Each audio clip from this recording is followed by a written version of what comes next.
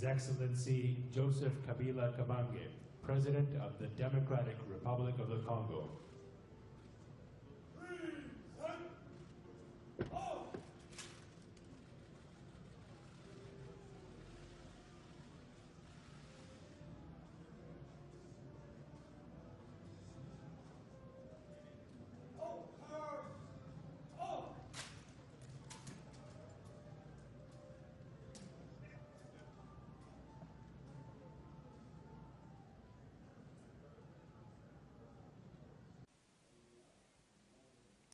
Alors bonjour, welcome sur Welcome TV, nous sommes live sur Welcome TV, c'est votre humble serviteur, le pasteur Bienvenu Messalin. Alors l'actualité, les grands se sont parlé et une fois de plus, l'homme à la mémoire cryptée a répété au pape François ces mots, ces phrases limpides comme de l'eau des roches. Je n'assassinerai jamais la constitution de mon pays. Je ne conduirai jamais la nation à un suicide collectif. Le président Kabila Kabange, le fils de la paix, l'a si bien dit au pape argentin. Quand le président Kabila parle, il parle à homme d'État et Rome en est témoin. Princesse, reportage, please.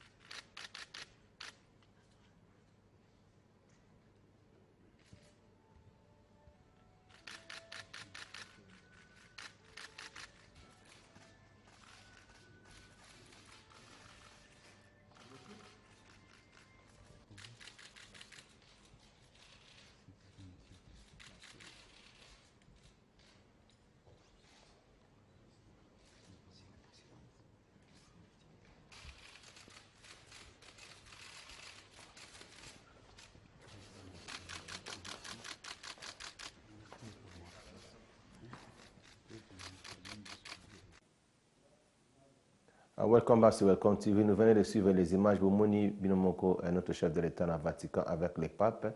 Donc, Masolo Penizala qui très bien, il avait très bien dit à l'objet qu'il jamais violé la Constitution. Nous avons appelé mandat naïe, nous suivre la Constitution de Ngezali. Alors, beaucoup de gens qui sont les Congolais, tous ont vraiment mûr politiquement, tous ont mûr dans le Makamibélé.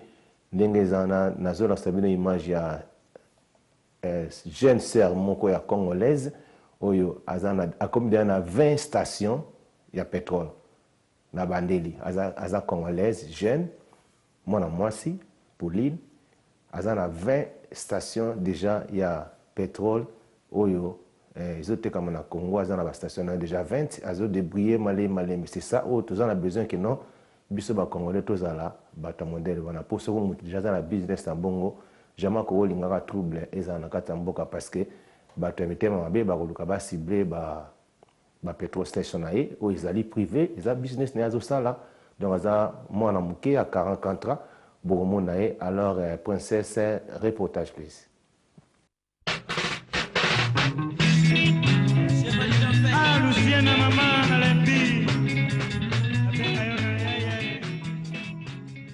boulevard Lubumbashi à Kinshasa.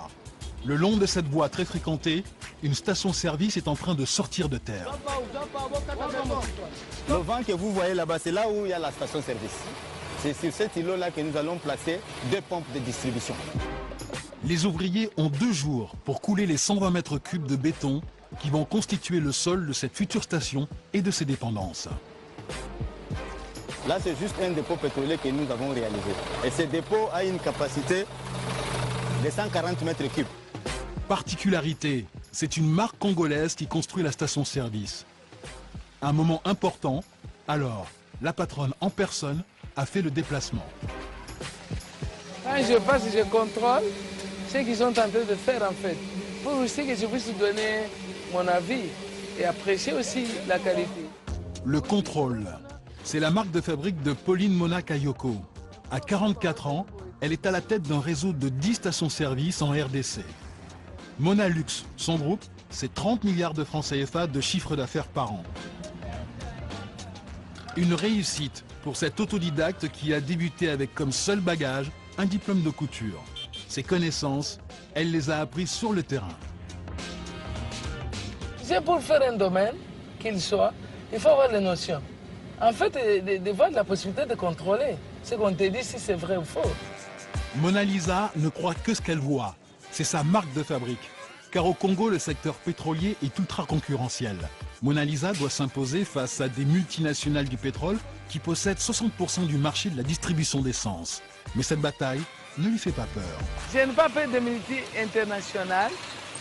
Et ils ont multi-internationales, ça veut dire qu'ils sont des grands poissons. Nous, on est des petits poissons. On mange le petit pain avec une petite assiette, mais on mange le même produit qu'elles mangent aussi. Il y a la place pour les petits. On les réserve quand même ceux qui tombent par terre, nous on ramasse. Selon elle, il y a de la place pour les gros et les petits. Et son marché, ce sont les petits. Pauline Mona Kayoko a mis en place une stratégie différente de ses concurrents. Elle a choisi de s'installer dans les quartiers populaires. Cette station est l'une des plus petites de son réseau, mais paradoxalement, c'est la plus rentable. Et tu vois les quartiers où tu es, c'est les quartiers indigènes. Ils ont l'argent. Tu vois le trafic, ça veut dire que c'est le plus meilleur. Une clientèle pauvre qui fait des petits pleins, mais qui revient souvent. C'est le pari de Pauline Mona. Alors, pour pouvoir être rentable, la patronne a mis en place une série de mesures. Joseph Elvis Mulumba est le responsable de cette station-service. Il coordonne les 7 pompistes qui y travaillent. Quand le véhicule arrive, les clients se présentent auprès du pompiste, il donne de l'argent. Une fois que la pompiste a de l'argent, c'est quelle valeur? Après, il décroche le bec pour servir les clients. On paye avant, pas sans argent de ce côté ici, on peut fuir avec le produit. Ces précautions ne s'appliquent pas qu'au moment de servir les clients. Tous les jours, les employés de Mona Lisa recomptent la recette. 10 millions de francs CFA en moyenne en petites coupures. Chaque paquet de billets est inspecté un par un afin de s'assurer qu'ils correspondent aux déclarations des caissiers. Chaque pièce contient 5 billets. Ça commence à partir de 50 francs, le billet de 50, jusqu'au billet de 20 000 francs. Dans cette liasse, il manque un billet de 500 francs congolais. Le caissier appelle immédiatement la pompiste responsable. C'est la règle chez Mona Lisa. En cas d'erreur de leur part, les pompistes doivent mettre la main à la poche. Edwige devra verser les 500 francs manquants. Elle est responsable. Elle qui doit donner pour combler le vide. Et puis le bon compte font les bons amis. D'après le gérant, les erreurs de caisse ont drastiquement chuté grâce à cette technique. Auparavant, on pouvait 50 000 francs, 20 000 francs de manquant. Mais maintenant, si on a bien vérifié, c'est 500 francs, des fois 1000 francs. Et comme ils sont sur place, ils sont obligés de payer l'argent de Mona. Pour augmenter ses marges, Pauline Mona ne compte pas que sur sa gestion rigoureuse. Elle veut transformer ses stations en petits centres commerciaux. Son objectif, y vendre de la nourriture, des biens de première nécessité ou y installer une chaîne de restaurants à son nom, comme ici, dans sa station de Ma Campagne. Un développement qu'elle fait au fur et à mesure, en fonction de sa trésorerie, un investissement important, mais très rentable selon la patronne.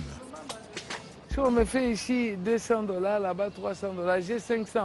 Donc tout est bon pour gagner un peu plus d'argent en fait. En fait, l'argent n'a pas de couleur. Avec ses 2 étages, ce bâtiment lui a coûté 1 milliard de francs CFA. Mais le chantier a pris du retard. La faute au constructeur. Seul le gros œuvre est terminé et la patronne n'est pas contente de l'entretien. Je ne peux pas accepter que je trouve le bâtiment comme ça, détruit. Je veux trouver la maison briller. Ce n'est pas du tout génial, ce n'est pas du tout bon. Si Pauline Mona est aussi attentive à l'entretien de son bâtiment, c'est qu'elle aimerait commencer l'exploitation du rez-de-chaussée avant la fin des travaux prévus en 2017. Ce sont de l'argent qui a été mis ici qui dort. Jusque-là, ça dort parce que ce n'est pas exploité. Mais je vais exploiter bientôt le rez-de-chaussée ici. Pauline Mona ne laisse rien au hasard. Tous ces investissements doivent être rentables. 2 nouvelles stations-service sont en construction à Kinshasa, mais aussi à Lumumbashi. Une consécration pour cette commerçante qui a commencé les affaires en vendant des bananes sur le marché et qui est devenue, 20 ans plus tard, l'une des plus importantes femmes entrepreneurs en République démocratique du Congo.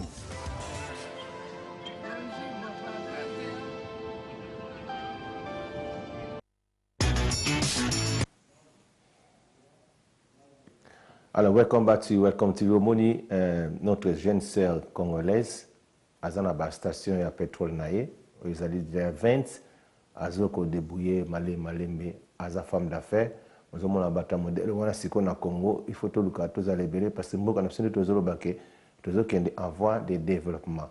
Alors, nous avons la ligne Kalaming, mais pour déjà dialogue, déjà, ils ont acquis, depuis le vendredi, dialogue et zongi. À la dialogue Ndenge selon les sources d'information, tu vas apprendre que le président Tshisekedi, pour y passer président Ndenge, le président Tshisekedi a signé en égalité, dans la majorité présidentielle. Donc, Bakaboli, IDPS a 12 régions, donc majorité présidentielle peut 12, donc 24 la société civile va 4.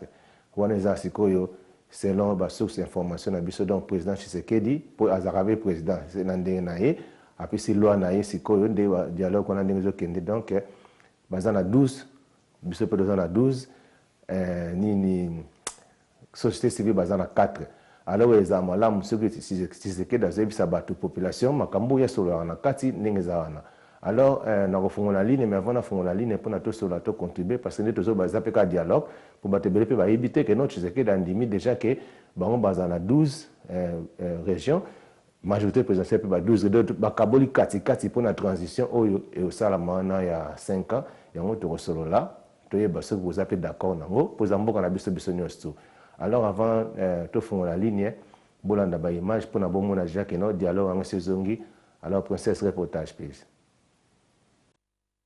Relance du dialogue en République démocratique du Congo, suspendu après les troubles des 19 et 20 septembre à Kinshasa. Les travaux du dialogue national inclusif ont repris ce 30 septembre. À la reprise, l'Église catholique, qui avait suspendu sa participation aux travaux, n'y a pas pris part.